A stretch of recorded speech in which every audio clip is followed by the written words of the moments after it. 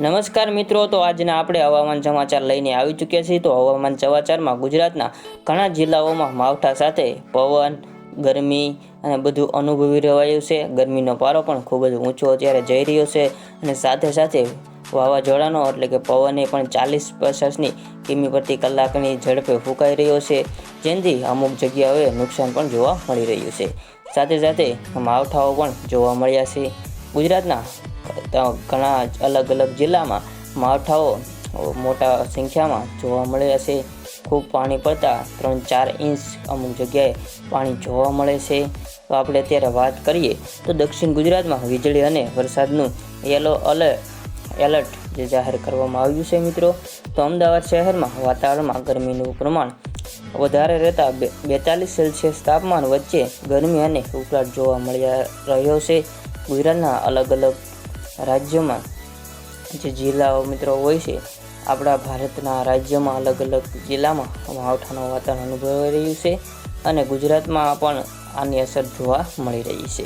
પવન સાથે વરસાદની આવવાની વીજળી કડાકા તેવા મોટા પ્રમાણમાં જોઈ શકીએ છીએ આપણે। તો ગુજરાતના રાજ્યોમાં આગામી 2 દિવસ સુધી હજી વરસાદ આવવાની શક્યતાઓ છે મિત્રો।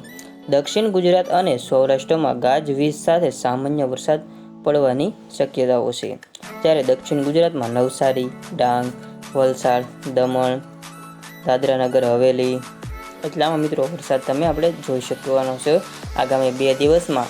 આપણી આગાહી અત્યારે રહેવાની છે આજે નામ બોલ્યો તે જિલ્લાઓમાં। સૌરાષ્ટ્રમાં મોરબી, રાજકોટ, દ્વારકા, પોરબંદર, જૂનાગઢ, ગીર સોમનાથ, અમરેલી, ભાવનગર, દીવ જેમાં વરસાદની શક્યતાઓ મિત્રો છે અને હાલ ભાવનગર જિલ્લામાં અને આજુબાજુના જિલ્લામાં વરસાદ પડી રહ્યો છે। આખો દિવસ વાદળછાયું વાતાવરણ છવાઈ રહેલું રહે છે। ગરમીનો પારો પણ ખૂબ ઊંચો રહે છે અને થોડા માવઠા જોવા મળે છે, ઝાપટા રૂપે માવઠા જોવા મળે છે અને ભાવનગર જિલ્લામાં આજનો વરસાદ સારામાં સારો હતો, જે ગામડા લેવલે 3-4 ઇંચ વરસાદ પડ્યો છે।